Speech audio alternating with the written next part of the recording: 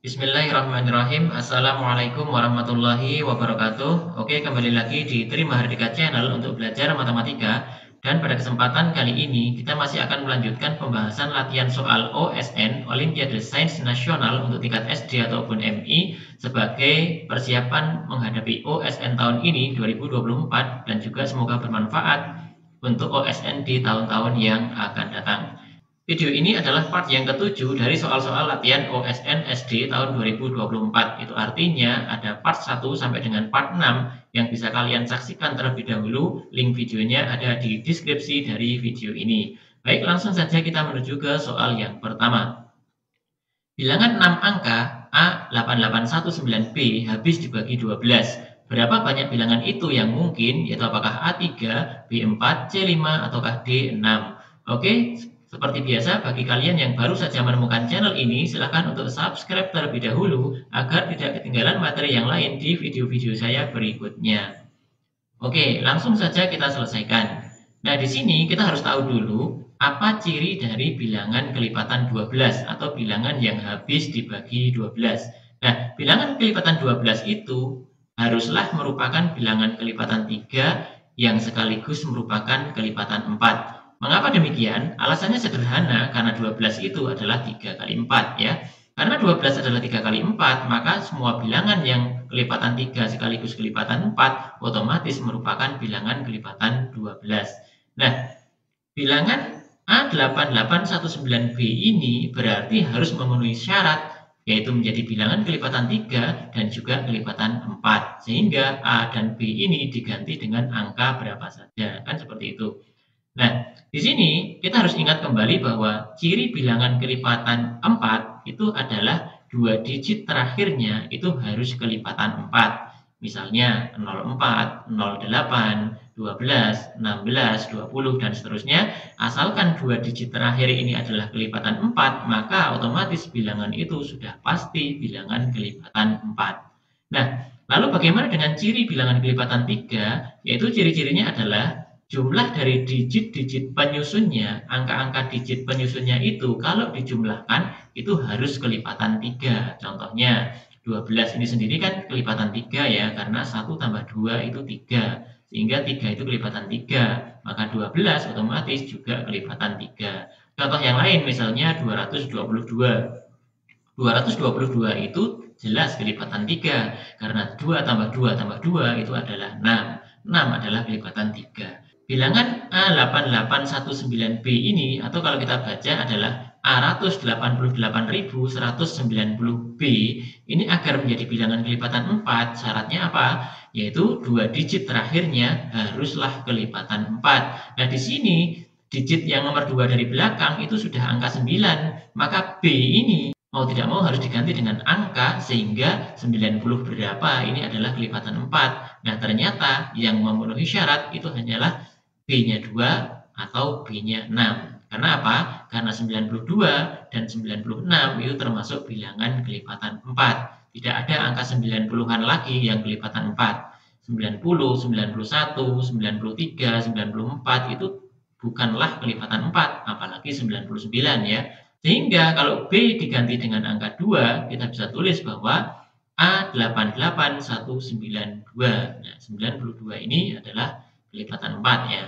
Nah, di sini mau A diganti dengan angka berapapun, bilangan itu sudah pasti kelipatan 4. Tapi di sini ada syarat bahwa bilangan ini harus kelipatan 3. Agar A88192 ini menjadi bilangan kelipatan 3, maka A ini harus diganti dengan berapa? Kita cek untuk jumlah digit-digitnya yang sudah ada. 8 tambah 8 itu 16, tambah 1 17, tambah 9 itu 26, tambah 2 28. Sehingga kalau dijumlah ini baru 28. Sehingga ditambah dengan angka berapa lagi agar menjadi bilangan kelipatan 3 yang terdekat.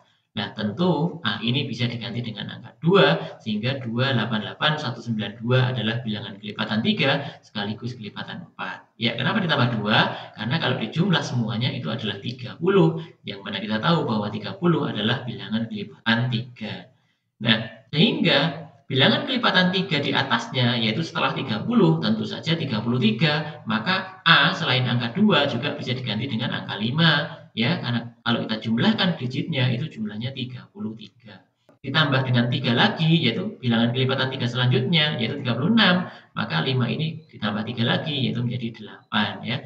8, 8, 8, 192 ini juga kelipatan 3, sekaligus kelipatan 4. Jadi 3 buah bilangan ini adalah kelipatan 3 sekaligus kelipatan 4 dan tentu merupakan kelipatan 12. Lalu bagaimana jika B diganti dengan angka 6? Ya, berarti A88196. Maka A diganti dengan berapa? Ya, dengan cara yang sama seperti tadi, kita hitung dulu jumlah digit-digitnya ini. 16, 17, 26, dan tambah 6, 32 ya. 32 ini adalah jumlah dari digit yang sudah ada. Maka A diganti berapa agar menjadi bilangan kelipatan 3 yang terdekat? Ya, tentu A diganti dengan 1 ya, karena 32 ditambah 1 itu menjadi 33. Berarti 188196 ini adalah kelipatan 3 dan sekaligus kelipatan 4. Lalu kemudian bilangan kelipatan 3 selanjutnya di atasnya 33 tentu adalah 36 ya, maka 1 ini ditambah 3 lagi menjadi 4 ya. 488196. Tentu jumlahnya adalah 36 ya. Nah, kemudian tentu bisa satu kali lagi yaitu 39. Jika jumlah digitnya 39, maka 4 ini harus diganti lagi dengan 7 ya. 788196. Nah, ketiga bilangan ini tentulah kelipatan 3 karena jumlah digit-digitnya adalah kelipatan 3, yang mana ini jumlahnya 33, yang ini jumlahnya 36, dan yang ini jumlahnya 39. Dan dua digit terakhirnya adalah kelipatan 4, sehingga sudah pasti bilangan ini adalah kelipatan 3 dan 4, yang otomatis merupakan kelipatan 12. Jadi ada berapa totalnya? Yaitu ada 6. Jawabannya yang benar adalah yang D. Oke, kita lanjut untuk soal yang kedua. Persegi ABCD, ya kita gambar dulu, mempunyai panjang sisi 10 cm dan luas daerah persegi panjang yang berwarna biru adalah 6 cm persegi. Berapakah luas daerah EFGH? Oke, apakah A 49, B 51, C 53, ataukah D 58? Oke, langsung saja kita selesaikan ya. Di sini persegi ABCD ini mempunyai panjang sisi 10 ya, kita tulis dulu bahwa DC 10, ini juga 10 tentunya ya. Maka luas persegi ABCD berapa? Luas persegi itu sisi kali sisi, berarti 10 kali 10 yaitu sama dengan 100. Ini adalah luasnya.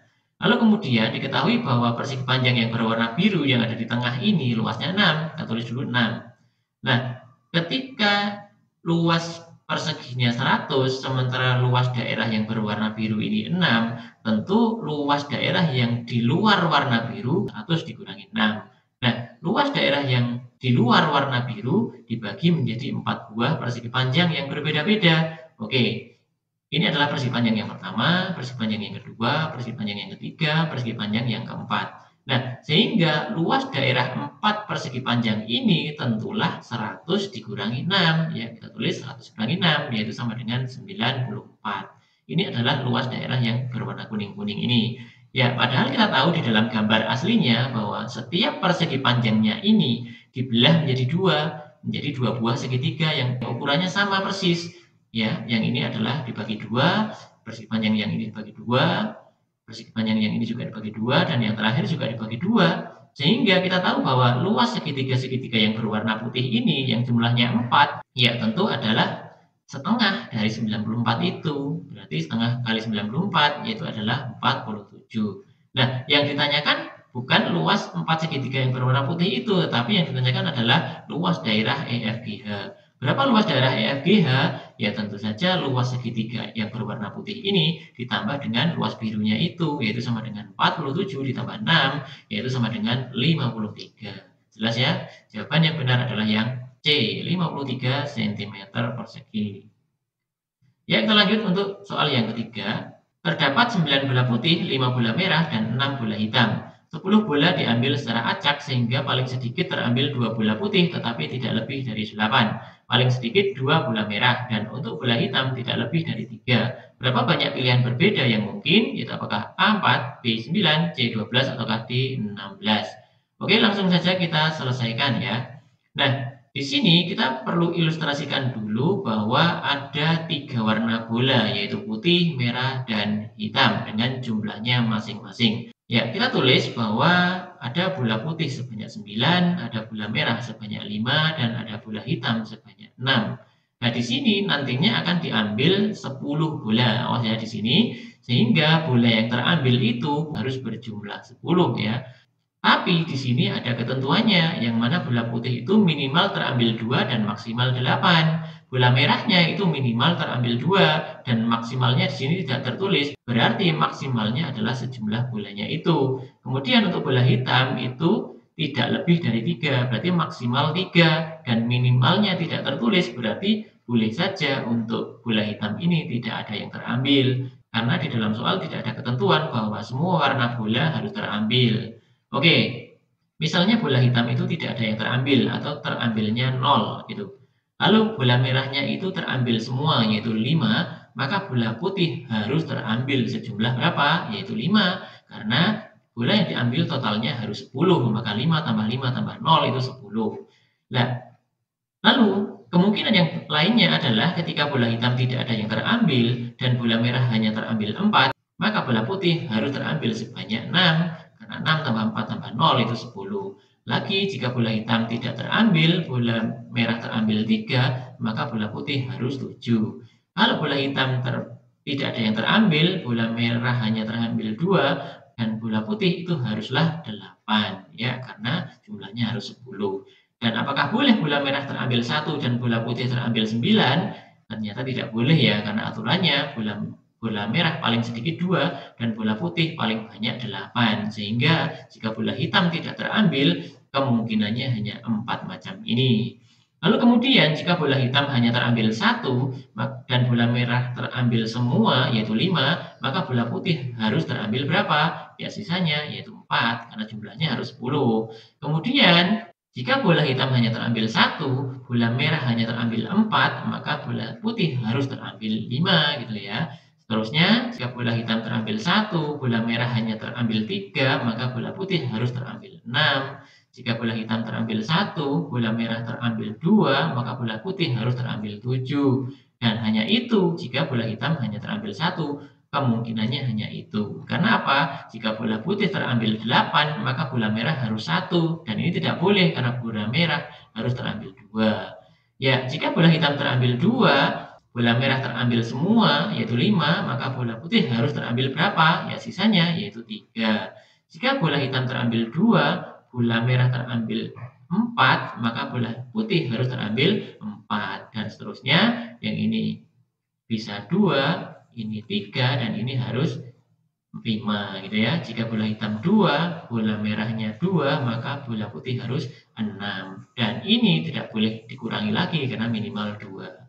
Dan hanya 4 itu jika bola hitam terambil 2. Jika bola hitam terambil 3, yaitu maksimalnya 3, dan bola merah juga maksimalnya 5, maka yang putih harus 2 ya, karena 2 itu masih boleh ya, karena minimal terambil 2.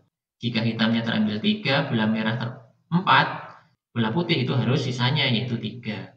Jika bola hitam terambil 3, bola merah terambil 3, maka yang putih itu harus 4. Terakhir, jika bola hitam terambil 3, bola merah itu hanya 2, maka yang putih haruslah 5. Dan hanya itulah kemungkinan jika bola hitam terambil 3. Nah, totalnya ada berapa? 0-nya 4 kali, 1-nya 4 kali, 2-nya 4 kali, dan 3-nya 4 kali. Sehingga 4 kali 4 yaitu sama dengan 16 kemungkinan. Jelas ya, jawabannya adalah yang D, 16.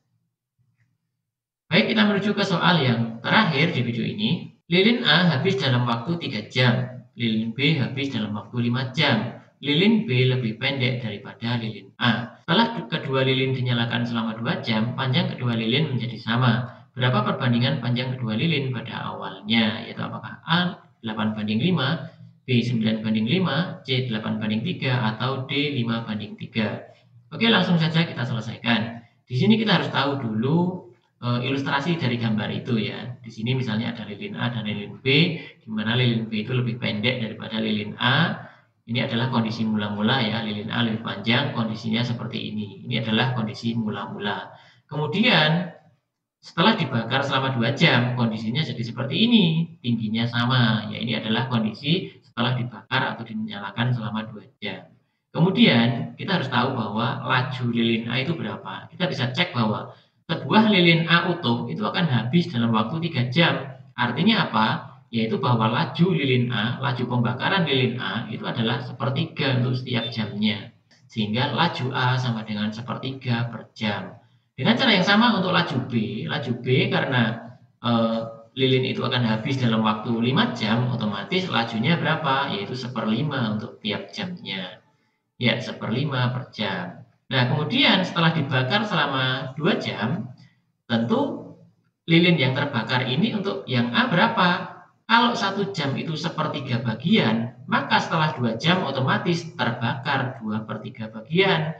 Untuk lilin B, karena 1 jam itu 1/5 bagian, maka setelah dinyalakan 2 jam tentu terbakar 2/5 bagian. Nah, di sini yang kita bicarakan adalah sisa setelah dinyalakan 2 jam. Sisanya menjadi seperti ini, kondisinya sama tinggi seperti ini ya.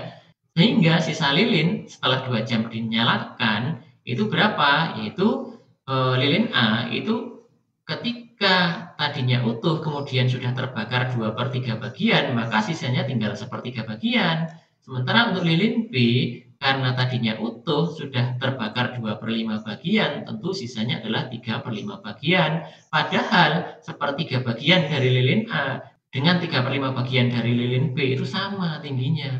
Sehingga kita bisa tulis bahwa 1/3 kali A itu sama dengan 3/5 kali B. Nah, kalau menghadapi persamaan yang seperti ini, agar pecahannya itu hilang, maka kita kalikan saja dengan bilangan bulat yang kelipatan 3 dan kelipatan 5, yaitu 15. Oke, sekarang kanan kiri kita kalikan dengan 15, seperti ini ya.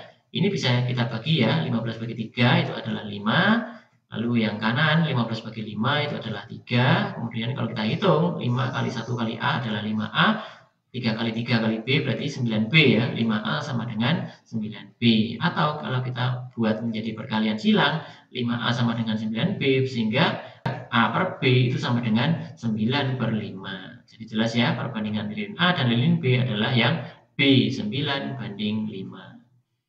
Oke, jangan lupa untuk selalu dukung channel pembelajaran ini dengan cara klik like, comment, share, dan juga subscribe agar nantinya channel ini bisa berkembang lagi dan bermanfaat bagi banyak orang. Oke, terima kasih. Selamat menunaikan ibadah puasa bagi yang menjalankannya. Sampai ketemu lagi di video berikutnya. Tetap semangat. Assalamualaikum warahmatullahi wabarakatuh.